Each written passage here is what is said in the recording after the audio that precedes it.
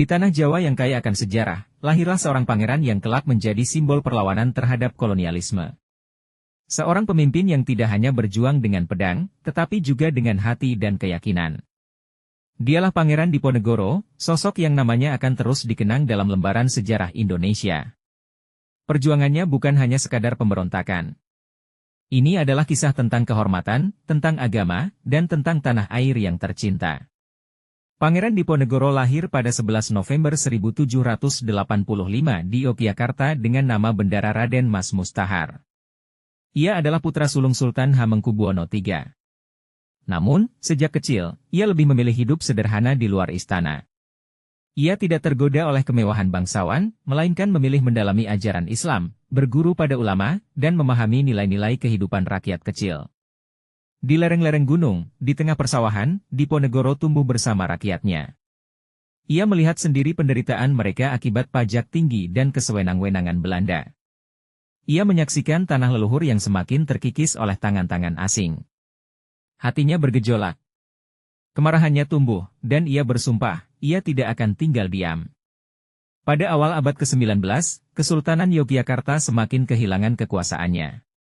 Belanda ikut campur dalam urusan kerajaan, bahkan mengatur siapa yang boleh naik tahta.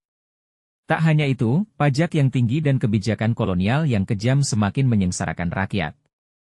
Namun, titik puncak kemarahan Diponegoro terjadi pada tahun 1825. Saat itu, Belanda tanpa izin memasang patok jalan di tanah leluhurnya di Tegalrejo. Ini bukan hanya sekadar pelanggaran wilayah, tetapi penghinaan terhadap kehormatan keluarganya. Diponegoro tidak tinggal diam. Dengan penuh kemarahan, ia mencabut patok-patok itu dan mengibarkan bendera perlawanan. Perang sudah di depan mata, serunya kepada para pengikutnya. Perlawanan besar pun dimulai. Pangeran Diponegoro bersama para ulama, petani, dan prajurit setianya bangkit melawan. Perang Diponegoro pun berkobar dari 1825 hingga 1830. Dengan strategi gerilya, mereka menyerang benteng-benteng Belanda, menyusup ke hutan-hutan, dan membuat musuh kewalahan. Diponegoro bukan sekadar seorang pejuang, ia adalah pemimpin spiritual.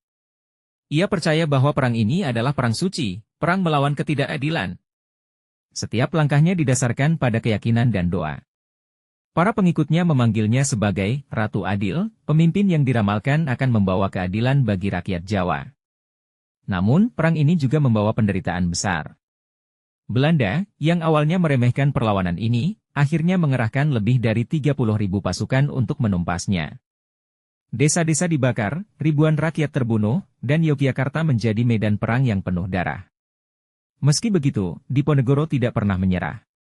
Lebih baik mati berkalang tanah, daripada hidup dalam penjajahan, serunya kepada pasukannya. Namun, Belanda tidak menang di medan perang. Mereka pun menggunakan cara licik. Pada tahun 1830, Jenderal de Kock mengundang Pangeran Diponegoro untuk berunding di Magelang. Dengan niat baik, ia datang. Namun, itu adalah jebakan. Di tempat perundingan itu, Diponegoro tidak diberi kesempatan berbicara. Ia ditangkap, diborgol, dan dibawa ke Batavia. Para pengikutnya hanya bisa menyaksikan dengan tangis dan amarah. Pemimpin mereka telah dikhianati. Dari Batavia, Diponegoro diasingkan ke Manado, lalu ke Makassar. Di sana, di dalam benteng yang dingin dan sepi, sang pangeran menghabiskan sisa hidupnya, jauh dari tanah kelahirannya yang ia cintai. Di pengasingan, Pangeran Diponegoro tidak hanya diam. Ia menulis catatan sejarah, menggambarkan kisah hidup dan perjuangannya. Ia tetap menjadi pemimpin, meski tanpa pasukan. Ia tetap berjuang, meski dalam keterasingan. Namun, waktu tidak bisa dilawan. Pada 8 Januari 1855, Pangeran Diponegoro menghembuskan napas terakhirnya di benteng Rotterdam, Makassar. Ia pergi, tetapi namanya tetap abadi. Perjuangan Pangeran Diponegoro tidak sia-sia. Perlawanan yang ia kobarkan menjadi inspirasi bagi para pejuang kemerdekaan di abad berikutnya. Ia telah menunjukkan bahwa harga diri bangsa tidak bisa dibeli, bahwa kehormatan harus diperjuangkan dengan darah dan air mata. Hari ini, kita mengenangnya sebagai pahlawan nasional Indonesia. Namanya diabadikan dalam sejarah, sebagai simbol perlawanan dan keberanian. Pangeran Diponegoro bukan hanya seorang pangeran.